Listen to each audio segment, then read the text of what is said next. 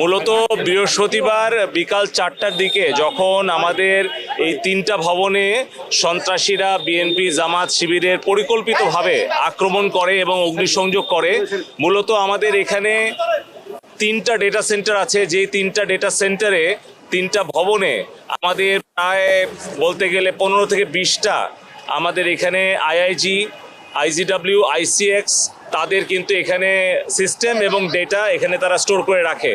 তো বৃহস্পতিবার বিকাল 4টার দিক থেকে কিন্তু আমাদের এই 3টা ডেটা সেন্টার সম্পূর্ণভাবে শাটডাউন হয়ে যায়। কারণটা হচ্ছে আপনারা দেখছেন যে তারগুলো পুড়িয়ে দিয়েছে এবং পাওয়ার এবং ইন্টারনেট সহ পুরো ব্যবস্থাটাই সেই সময় বিচ্ছিন্ন হয়ে যায় এবং আমরা ইন্টারনেট বন্ধ করতে বাধ্য হই। এবং এখন পর্যন্ত আমাদের এই 3টা ডেটা সেন্টার তারা মেরামত কাজ শেষ করে এখনো পর্যন্ত সম্পূর্ণ অপারেশনাল হতে পারেনি। তবে আমি একটা ডেটা সেন্টার নিজে ঘুরে দেখলাম, আরও 2টা ডেটা সেন্টারে আমি যাব।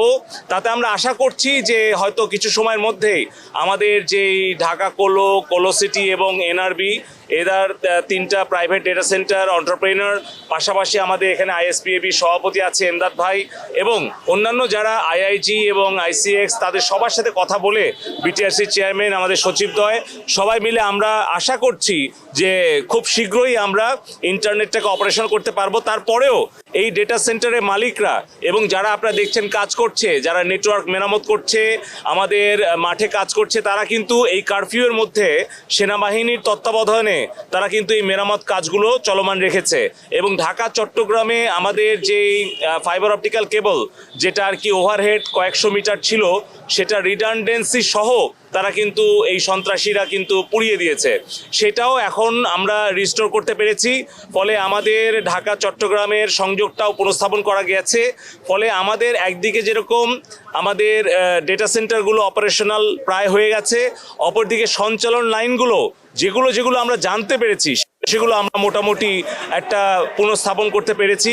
তো এখন আমরা আশা করছি যে হয়তো শীঘ্রই আমরা হয়তো ইন্টারনেটটা চালু করতে পারবো। তবে আমাদের কিন্তু যারা ইন্টারনেট সার্ভিস প্রোভাইডার, যারা কিন্তু আমাদের আইআইজি এবং ডেটা সেন্টারের যারা ওনার, তারা কিন্তু এখনও ভয়ে আছে, আতঙ্কে আছে।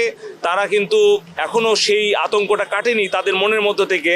তো আমরা আশা করব যে আমাদের সাংবাদিক বন্ধুগণ, ছাত্র, শিক্ষক, অভিভাবক, ব্যবসায়ী সকলে মিলে ঐক্যবদ্ধ হয়ে এই বিএনপি জামাত শিবির অগ্নিসংযোগকারী সন্ত্রাসীদের বিরুদ্ধে আপনারা ঐক্যবদ্ধ হয়ে আপনারা প্রতিহত করবেন এবং যত দ্রুত সম্ভব আমরা স্বাভাবিক পরিস্থিতিতে ফিরে আসব এবং ইন্টারনেটটা আমরা সচল করতে পারবো, যার ফলে আমরা আবার আমাদের স্বাভাবিক অর্থনৈতিক সামাজিক সকল কার্যক্রম আমরা পুনঃস্থাপন করতে পারবো।